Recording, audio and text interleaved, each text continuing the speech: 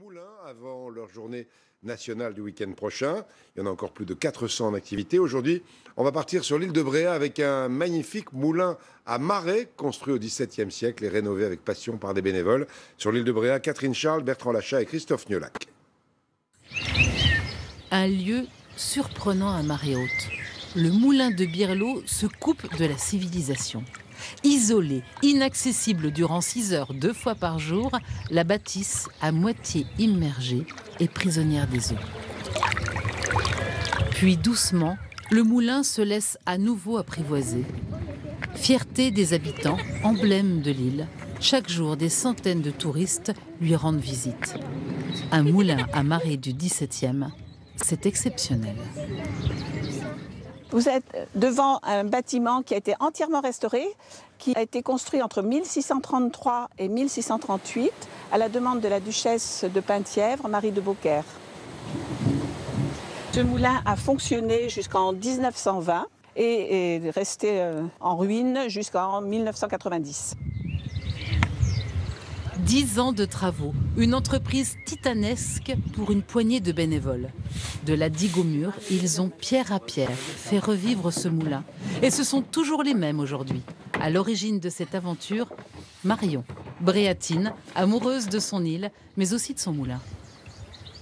C'est un souvenir d'enfance, d'aparté à l'abandon qui était complètement démoli, qui vraiment il a été sauvé vraiment juste à temps. Et voilà, on a travaillé dessus, pendant longtemps on a imaginé ce qu'on pourrait faire. Et puis on a avancé au fur et à mesure jusqu'au moment où on a réussi à faire de la farine. Des moutures occasionnelles juste pour les visiteurs. Voilà. Allez, petite graine. Et le sarrasin, le blé noir, devient alors farine grâce à un mécanisme simple, efficace et ancestral. On l'appelle le babillard. C'est l'âme du moulin, c'est le chant du moulin.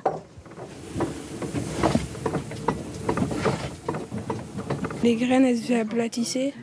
Et après, ils les prenaient dans un bac et ils récupéraient la farine. On en a déjà visité un avant, donc c'est à peu près le même système, mais là, sauf que c'est avec l'eau. On est amoureux de notre moulin, c'est notre vie, c'est notre patrimoine, c'est notre île, c'est ça. Je ne sais pas comment dire, mais moi, je vis avec le moulin. Une vie rythmée par les marées. À marée montante, le bassin de rétention derrière le moulin s'est rempli. Descendante, le bief se vide. L'eau de l'étang passe alors par le coursier sous la porte-pelle. 30 000 mètres cubes vont alors s'engouffrer. Un passage très sollicité. Soudain, c'est l'incident. La vanne est pétée. Un écroulage, un bois se fend, l'usure du temps. Il y a un moulon qui sort. C'est fendu là, mais on va le resserrer comme ça avec une vis. Pour réparer, on fait appel aux courageux. Dans une eau à 12 degrés. Seul candidat, Max. On se baigne toute l'année, il n'y a aucun problème. Vous baignez toute l'année? Oui, mais il ne faut pas le dire parce qu'après ils viendraient tous. À l'origine de l'avarie mécanique, des petites bêtes très gourmandes. En fait, ce sont les tarets. Les tarets sont des petits vers qui mangent le bois, qui est immergé. Et en fait, c'est ce qui mangeait les quilles des bateaux et de la marine à voile autrefois.